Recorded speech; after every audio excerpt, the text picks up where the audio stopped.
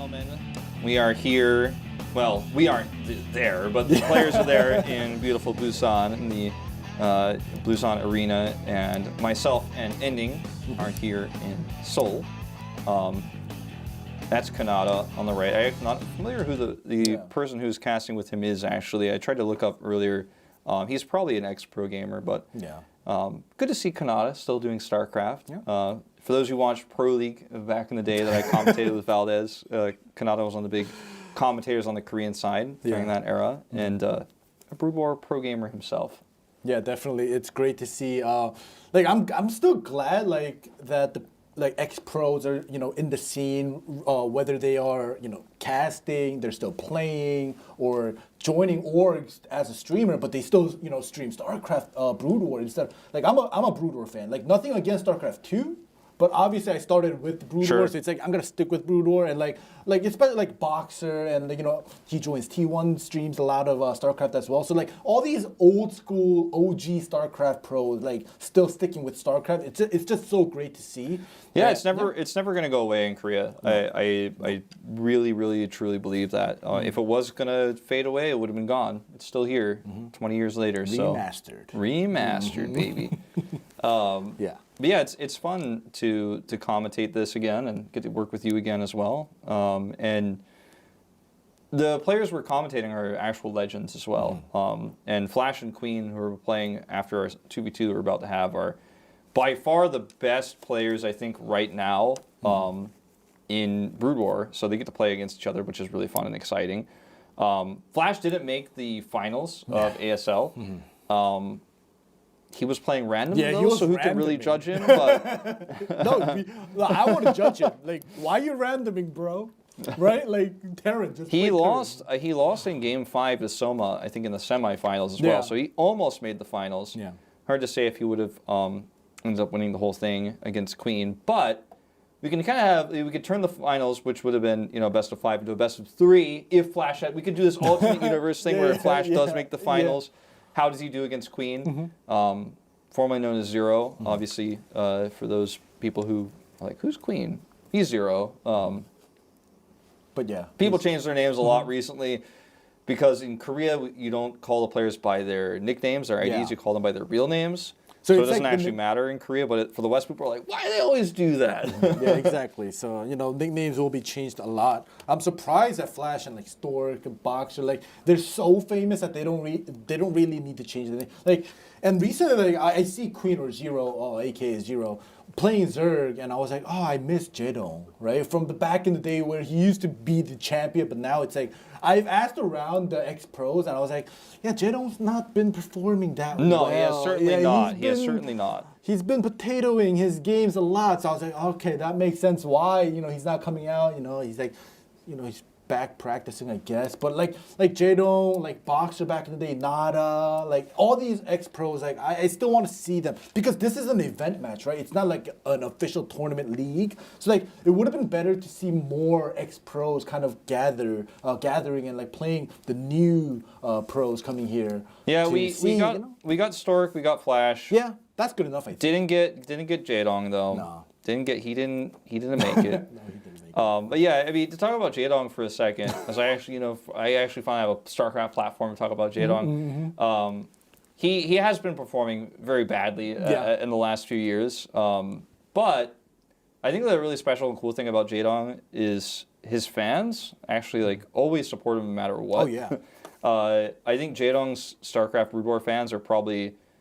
I mean, the word fan comes from fanatic, right? But like they are quite fanatical, right? Yeah. They love him. They cheer him on. They root for him. Even when I watched him, the last time I watched him play live at the ASL when he lost, the fans like kind of like chanted like cheering for him, like it's gonna be okay, etc. As he was walking out of the studio, like they're doing the winners interview. I can't remember who beat him, but it was like Piano or something. Doing the winners interview. It might have been Sharp too. I'm not sure, but anyway. They're doing the winners interview and like all the fans like following Jedong out of the studio. He's not in this tournament and he hasn't been performing well, but he's not been forgotten. I will say.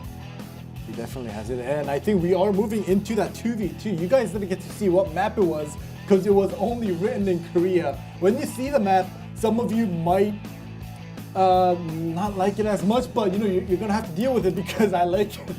Well, yeah, so we talked about the players already. I guess we should tell people the teams. It's FlaSh Stork versus Queen Best, so as you can see here. I said it the opposite way of how it's displayed on screen, but it seems it's still the same. Well, you guys there's see the map. Okay, it's not going to be a Pro League 2v2 map. It's not going to be 2v2 on Fighting Spirit. No. It's fastest map Ever. possible. Or possible, yeah. And yeah, like I said before at the introduction, I was like, you've never seen this in a tournament. Obviously, this is an event match. This set number 2 or game number 2 is event match.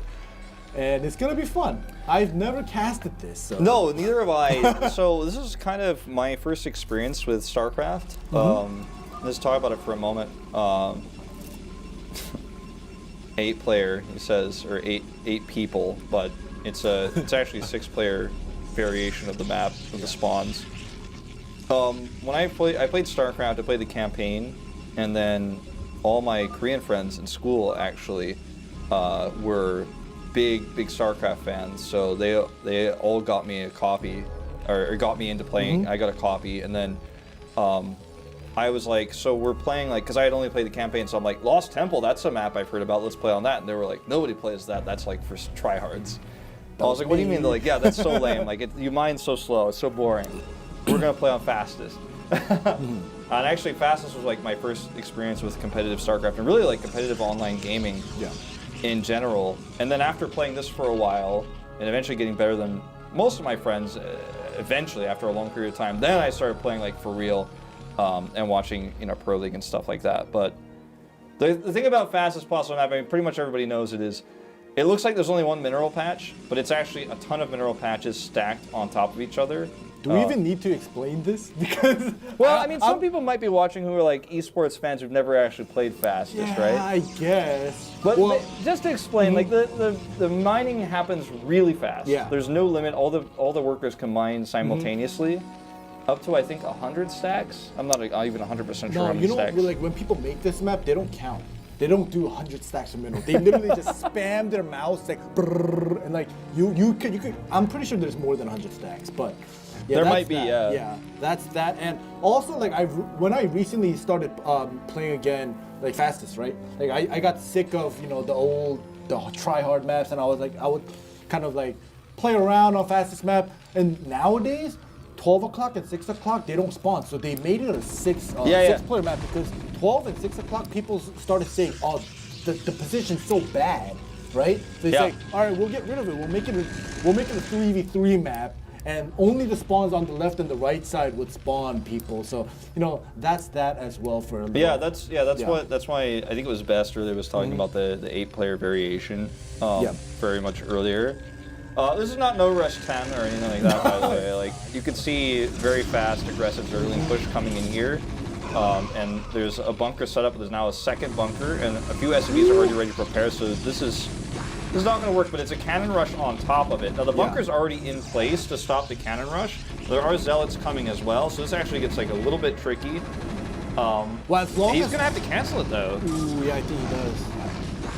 Yeah, so I started noticing that the blue side, right? We have Queen and Best doing communications in chats because I think Best can hear Queen, but Queen can't hear Best. So in order to communicate, obviously you don't see Queen typing in the chats, but Best is typing, and that's the thing we said earlier was like, get back, let's back out. Yeah. And now Best is like, I think we lost. I don't know. It seems, yeah. Manghada is kind of like messed up. Like it's done. And now like the cannons are too slow. Like this is probably just game actually. Oh my. You have to cancel the cannons again. So. This is the best. This is go, he says, but even with the surround here, I don't think... No, he got it. They got it, I think. The Marines are might go back though, right? Like I think he defends this pretty easily. Okay. He doesn't even cancel the pylon? He just needs the money. Well, it's fastest. I was about to say that. So my experience of fastest growing up was everybody just made a bunch of cannons at the front of the choke. Because people would rush, and then they would just rush carriers or nukes or whatever, battle cruisers. Guardians at the time was the Zerg strat, but this is like pro gamers playing fastest, so the the rush they had tried failed. So now there is some like transition to this, but it's going to be hard. One thing else I think that's important to point out for fastest for people who might not know about it, everyone who plays knows, but if you lift your command center off or lose your main base, you can't build on top of the stack anymore. You can still mine a lot, and your money is going to be quite good, but you will lose mining efficiency like crazy. So losing your actual first original base it's pretty bad. Like it's almost game losing. So just wanted to point that out in case this does go to a longer, crazier situation. Nice cannons, but this seems a little bit too dangerous. I don't know if it's Stork right now getting attacked, and the counterattack does go through to Queen here. One sunken is not going to do the job, so now they're going to be trading here, and wow, this is fastest map possible for you guys. Yeah, I think the trade favors Stork and FlaSh here, though.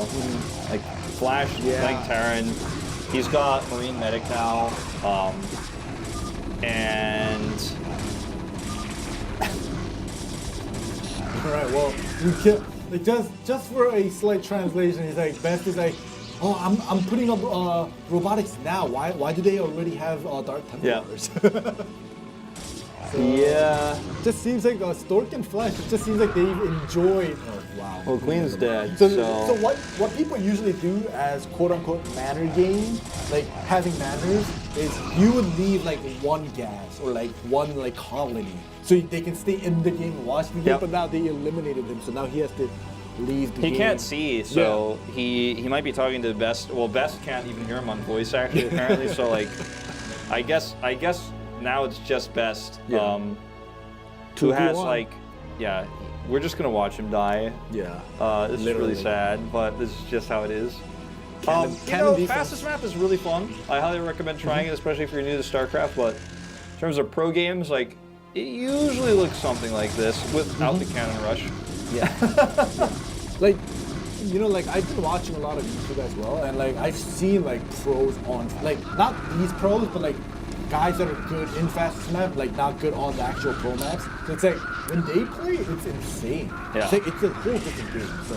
Oh, it really is. I mean, macro is still a thing. You have to obviously build really quickly off of all your buildings, but you give FlaSh unlimited money and an advantage. He doesn't care how many photon cannons you can build.